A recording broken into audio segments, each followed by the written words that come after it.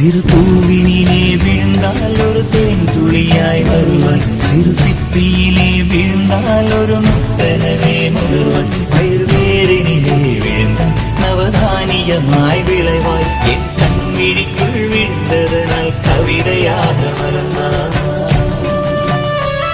அந்த இயற்கை என்னை படைத்தால் ஒரு பெரிய ஷவர் இது, அழகின்ற வயது கழிந்த பிறகெங்கு நனைவது, இவள் கண்ணி என்பதை இந்த மழை கண்டதென்று சொல்லியது. சக்கரவாகமோ மழையை அருந்துமா, நான் சக்கரவாக பறவையாவேனோ.